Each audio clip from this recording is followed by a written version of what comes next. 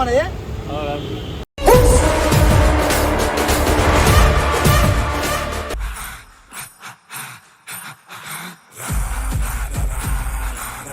నా పోనీ అన్న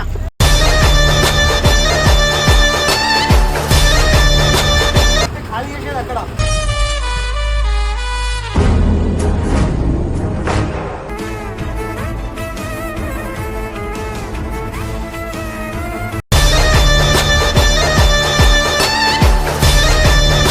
పులుసు కారిపోతుందన్న.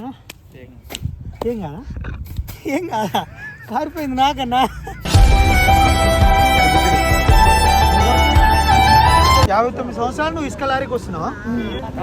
చాలా మంది రోడ్డు మీద అనుకుంటారు కదా, ఎందుకు? పని కోసం వచ్చిన పని దొరకపోతే తెల్లవారు బండాలి.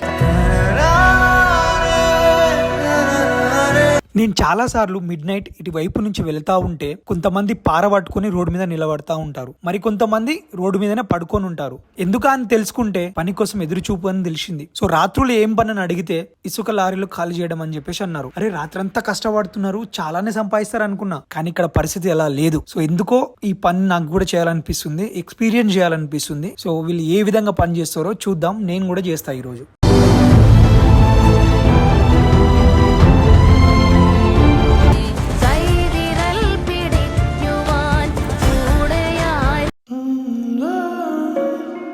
దమ్ముంటే పట్టుకోర సికావద్దు,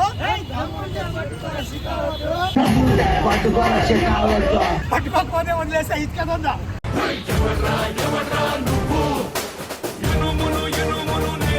పని చేద్దామా? పోయామా పనికి? రైట్. సో బాబాయ్ మీరు పారలు పట్టుకొని ఎందుకు ఇట్లా నిలబడి ఉంటారు ఈ రోడ్డు మీద? పని కోసం పొట్ట తిప్పలకు ఎక్కడి నుంచో వచ్చినాం. 59 సంవత్సరాలు నువ్వు ఇసుక లారీకి వస్తున్నావా? చాలా మంది రోడ్డు మీద అనుకుంటారు కదా, ఎందుకు? పని కోసం వచ్చినాం. పని దొరకపోతే తెల్లవారు బండాలి. ఎంత సంపాదిస్తావు? 800 అట్లా. చలికి వండుకుంటా బండి మళ్ళీ ఇంటికి బాగానే పిల్లలు తిట్టా మమ్మల్ని ఎందుకు పోతుర్రు ఏమిటికని. రోజు పని దొరుకుతుందా? మీకు అలవాటు అయిపోయింది కదా రోజు గుంజి గుంజి? రోగం వచ్చి వస్తాం, అట్లా కలిగి గంజ తాగుదామని. నొప్పులు గిప్పులు రెగ్యులర్ గా ఉండేవే కదా? ఇక నొప్పులు అని ఏం చేస్తాం మరి, పొట్టి తిప్పల కాడికి చేరిపోతారు అన్న, ఏం చేస్తాం మరి, చేయాలి కదా. ఒకవేళ పని దొరికితే ఎంత సంపాదిస్తారు? ఎంత 800 700 సంపాదిస్తారు అంతే. ఏం లేదు. ఇప్పుడు ఇంత పెద్ద బండి ఇద్దరే కొడతారా?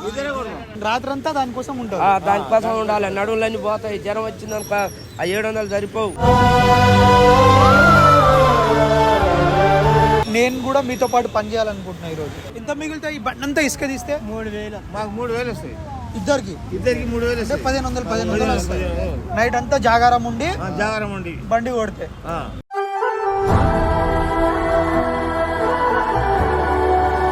అడ్డ మీద పని చేయడానికి కారణం ఏంటి? వ్యవసాయాలు లేక భూములు లేక వచ్చి ఇలా చేసుకుంటున్నాం. వాళ్ళు సంపాదించుకున్నామని.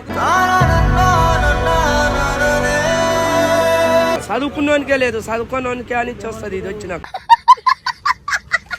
ఎన్ని టన్నులు ఉంటాయి? 45 40 43 అట్లా వస్తాయి ఒక్కొక్క లారీలో. రాజక్క ఇట్లా కొట్టాలా? నడిచి గిట్ట కొట్టి నోట్లు వేసుకుంటాం. ఏమైతే దీనితోటి ఏం కాదు, ఇట్లా పెట్టుకోవాలా? ఇట్లా ఇక నైట్లా నిద్ర రాకుండా అట్లా వేసుకుంటాం. మంట అయితే చేసేపు అయితే ఏం కాదు. మంటతోటి నిద్ర రాదా? మన లారీ పోదాం తొందర. గాయ్స్ ఇప్పుడు నేను కూడా ఈ రోజు వెళ్తా వీళ్ళతో పాటు పనికి, చూద్దాం.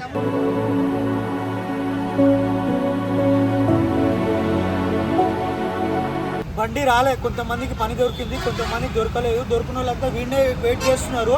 సో మా బండి ఇంకా రాలేదు. బండి ఏడుందే మనది? ఆటనగర్ లో ఉంది. మా బండి వస్తుంది, ఇప్పుడు ఎక్కుతాం. వస్తాయి మామూలుగా చేయం పని. ఇంకా ఇట్లా వేస్తాం. చెయ్యి ఇటు ఇటు ఇటు ఇటు కొట్టు, చేయకూడదు, ఇటు కొట్టాలి.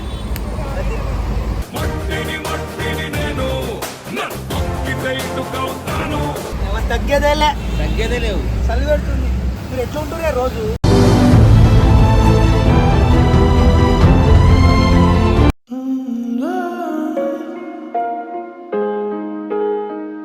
ఏడుందంట బండి? 2 నిమిషాలా? పారేదే మనది.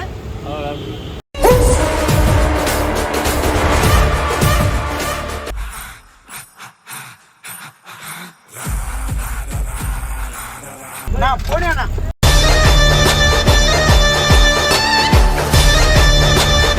ఏడికన్నా మనం పోయేది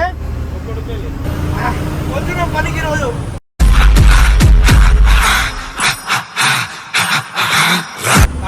మనం అనుకుంటాం కదా మనమే కష్టపడుతున్నాము, చదవడం కష్టము, ఏదైనా జాబ్ చేయడం కష్టం అని ఫీల్ అవుతున్నాం కదా. అసలైన కష్టం ఏదో చూపిస్తాం మీకు ఈరోజు.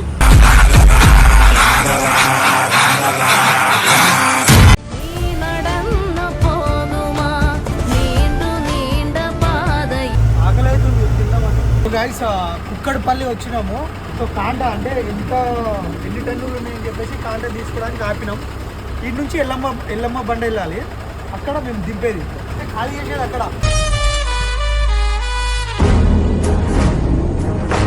సో గైస్ ఇది మేము ఖాళీ చేయాల్సిన ప్లేస్ అన్నమాట. సో ఆకలిట్టును గైస్, ఆకలి అవుతుంది, టైం 12 అవుతుంది. ఇగో 12:30. ఫస్ట్ తినేసి బండి దింపుదాం, ఏముంది. తిన్నాక పని చేస్తే గట్టిగా పని చేస్తాం, తినకపోతే ఏం పని చేస్తారే. వీళ్ళతో కలిసి తింటుంటే ఒకప్పుడు మా అమ్మ నాన్న పని చేసినప్పుడు, మా వాళ్ళందరూ పని చేసినప్పుడు వాళ్ళ మధ్యలో కూర్చొని తింటే ఎట్లా అనిపిస్తుందో అట్లా అనిపిస్తుంది. పని చేయాలని అంటే తొందర పని చేయాలి, తొందర తినాలి, ఆ ఫీలింగ్ వస్తుంది. హ్యాపీనెస్ తో పాటు వాళ్ళ గురించి బాధ కూడా ఉంది, వాళ్ళు ఇంత కష్టపడుతున్నారనే బాధ కూడా నాకుంది. గైస్ ఏంటంటే మా లారీ వచ్చి నిలబడ్డది, ట్రాక్టర్ తీస్తేనే ఈడ పోయాలి. లిఫ్ట్ చేస్తలేరా అన్న? ఈరోజు మస్తు పొద్దుగా అయ్యేటట్టుంది. ఈ రోజు కష్టపడుతుంది, ఒకరోజు కష్టపడితే ఏమవుతుంది.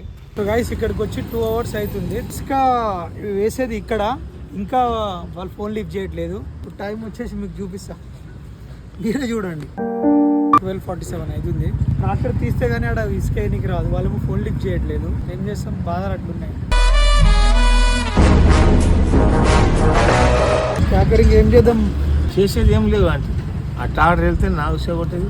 లిఫ్ట్ చేసేలేడా అన్న? ఇక్కడ వచ్చేద్దామా ట్రాక్టర్ పోకపోతే?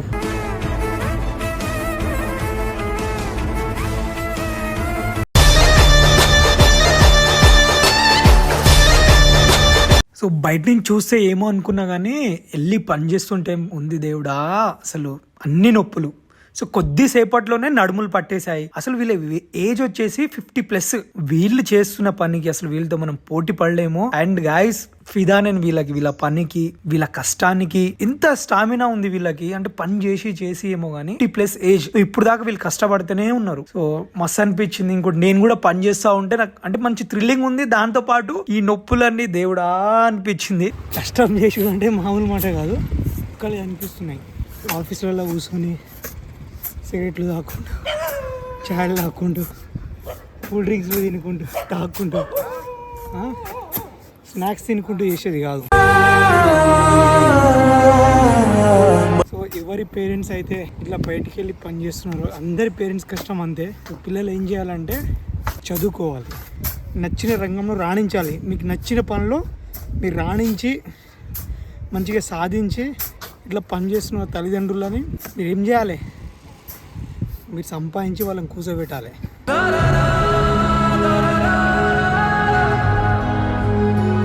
చాలా మందికి అసలు మనం ఎందుకు పుట్టినామా అని చెప్పేసి జన్మకు అర్థం వెతుకుతుంటారు.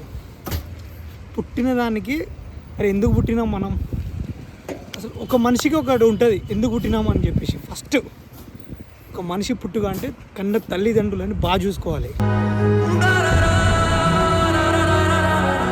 వాడికి ఏజ్ వచ్చిన తర్వాత కష్టపడి సంపాదించి వాళ్ళని బాగా చూసుకున్న రోజు నిజంగా నీ జీవితానికి నువ్వు పుట్టిన దానికి అర్థం.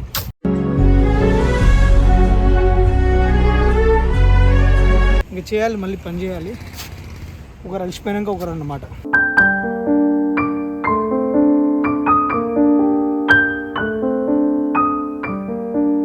నేను చాలా అలసిపోయినా కొంచెం కూటగానే.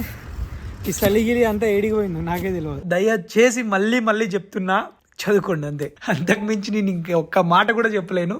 ఎందుకంటే ఇసుకలో దిగితే తెలుస్తుంది ఆ పెయిన్, ఆ పార వంగి మళ్ళీ చిమ్ముతుంటే తెలుస్తుంది ఆ పెయిన్. కొద్దిసేపట్లోనే అలసిపోయా నేనైతే. చేతు నొప్పులు వేయడము, నడుము నొప్పులు వేయడము, తర్వాత కొంచెం మిస్ అయిన పార కాళ్ళకి తగిలేస్తుంది, చేతులకు దెబ్బ తాకేస్తుంది. సో ఈ విధంగా అన్నీ ఉంటాయి. So be careful.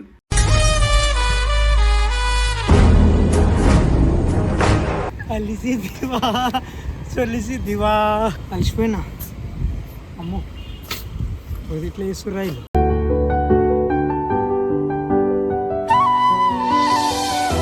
అండ్ ఇట్లా పని చేసే వాళ్ళు ఎవరైనా వస్తారు కదా, చాలా రెస్పెక్ట్ చేయండి. పని చేసేటోళ్ళే కదా అని చెప్పేసి తీసి పడేయకండి. వాళ్ళ కష్టం చేస్తే తెలుస్తుంది. మన కొంతమంది మన అదృష్టం బాగుండి మన తల్లిదండ్రులు మనం చదివించి ఎంతో కొంత జ్ఞానంతో బతుకుతున్నాం. పులుసు కారిపోతుందన్నా. ఏం కాదా? ఏం కాదా? కారిపోయింది నాకన్నా. సగం లారైందా? సగం అయిందా? మీరు ఏం పని చేయాలనుకుంటే, మీకు గేమ్స్ ఆడతారా, ఎడిటింగ్ చేస్తారా, కెమెరాస్ చేస్తారా, లేకపోతే ఇంకొకటి చేస్తారా అంటే సంపాదించాలంటే చాలా దారులు. తెలివిగా సంపాదించాలి, కొంచెం పని నేర్చుకోవాలి ఏదన్నా.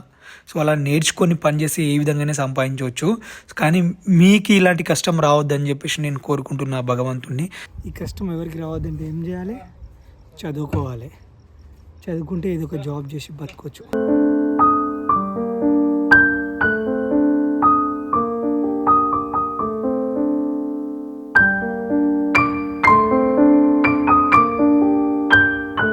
ఆల్మోస్ట్ హాఫ్ లారీ అయింది. నేను ఒక్కడనే కాదు, అందరం కలిసే చేస్తున్నాం. ఇంకో హాఫ్ లారీ ఉంది. గైస్ లిటరల్లీ నేను ఒక 40 నిమిషాలు పని చేసిన, నడుములు పట్టుకున్నట్టు అయిపోయింది. అంటే నాకు అలవాటు లేకనో ఏంటో కానీ. సో ఇంత కష్టపడుతున్నారు వీళ్ళకి వచ్చేది. మీరు చూస్తున్నారు కదా, నేను ఎక్కడి నుంచి వచ్చా, ఎల్బీ నగర్ నుంచి ఈ లారీలో కుక్కడపల్లి దాకా వచ్చా. కుక్కడపల్లి ఎల్లంబండ. సో ఇక్కడికి వచ్చి లారీ ఖాళీ చేసి టైం ఇప్పుడు ఎంత అవుతుంది, ఇంకా అప్పుడు ఎంత చూపించిన 1:34. ఇప్పుడు ఆల్మోస్ట్ 3 అయిపోతుంది కంప్లీట్ అయ్యేంత వరకు. సో ఈ టైం వరకు పని చేసిన వీళ్ళకి వచ్చేది 1500 మనిషికి ఇంత.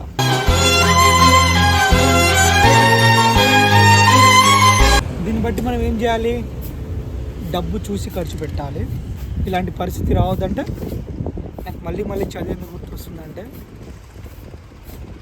చదువుకుంటే ఇవన్నీ ఏముండవు. కనీసం ఎంతో కొంత చదువుకుంటే, చదువు దేనికోసం? జ్ఞానం కోసం. జ్ఞానం ఉంటే ఏం పని చేసినా బతకొచ్చు. తెలివి ఉంటే సమాజంలో ఎట్లా బతకాలి, ఎవరితో ఎట్లా ఉండాలి అని చెప్పేసి అన్నీ తెలిస్తే ఎట్లయినా బతకవచ్చు. ఆ తెలివి లేకనే నువ్వు ఇట్లా పని చేస్తున్నారు.